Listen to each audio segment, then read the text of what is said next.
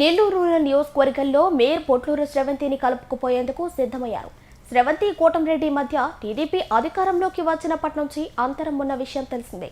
అనేక సందర్భాల్లో ఈ వ్యవహారం బయటపడింది.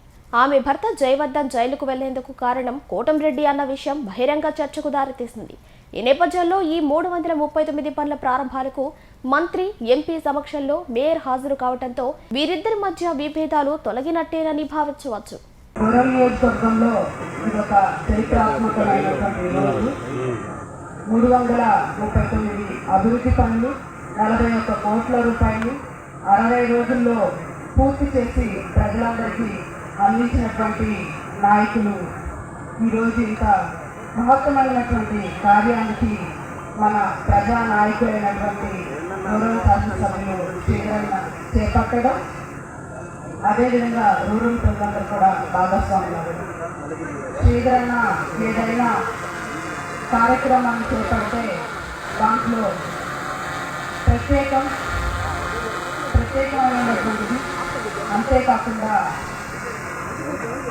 రూరల్ ప్రజల కోసం అందించినటువంటి మహానాయకుడు, ప్రజల సంస్థలు చేస్తున్నటువంటి నాయకుడు ఈరోజు రూరల్ నియోజకవర్గానికి దొరకడం అనేది రూరల్ ప్రజల అదృష్టమని తెలియజేసుకుంటూ ఈరోజు ఇంత పెద్ద ఎత్తున జరుగుతున్నటువంటి కార్యక్రమంలో మమ్మల్ని కూడా భాగస్వామ్యం చేసినందుకు రూరల్ శాసనసభ్యులకి, వారి సోదరులైనటువంటి గిరిధరెడ్డి గారికి ప్రత్యేకంగా ధన్యవాదాలు తెలియజేసుకుంటూ నెల్లూరు రూరల్ నియోజకవర్గంలో జరిగిన అభివృద్ధి కార్యక్రమాల్లో మేయర్ పొట్లూరు శ్రవంతి తలుక్కుమంది. టీడీపీ అధికారంలోకి వచ్చిన నాటి నుంచి అధికార కార్యక్రమాలకు దూరంగా ఉన్న విషయం తెలిసిందే. ఈమెపై అవిశ్వాస తీర్మానం పెడతామంటూ ఎమ్మెల్యే కోటంరెడ్డి శ్రీధర్ రెడ్డి సోషల్ మీడియాలో ప్రచారం కూడా చేయించారు. గతంలో జరిగిన నగర కార్పొరేషన్ బడ్జెట్ సమావేశంలో అన్ని మేయర్ పొట్లూరు శ్రవంతి ఆమోదం తెలపటం, నెల్లూరు రూరల్ నియోజకవర్గంలో అభివృద్ధి పనులన్నిటికీ కార్పొరేషన్ బడ్జెట్ సమావేశాల్లో ఆమోదం తెలపడంతో అప్పుడే వీరిద్దరి మధ్య ఒక అవగాహన కుదిరిందని గుసగుసలు వినిపించాయి. అయితే ఇటీవల కాలంలో టీడీపీ నేత గిరిధరెడ్డి ఆమె ఛాంబర్కు వెళ్లి స్వయంగా ఆహ్వానించడం తెలిసిందే. తాజాగా కోటంరెడ్డి చేపట్టిన 339 పనుల ప్రారంభోత్సవాలకు హాజరై కోటంరెడ్డి శ్రీధర్ రెడ్డి ప్రత్యేకతను చాటి చెప్పారు. ఈ సభలో పెద్దల సమక్షంలో కోటంరెడ్డి మాట్లాడుతూ తమ ఇంటి బిడ్డలాగే పొట్లూరు శ్రవంతి అని కితాబిచ్చారు. దీంతో వీరిద్దరి మధ్య ఓ అవగాహన కుదిరిందని స్పష్టమైంది.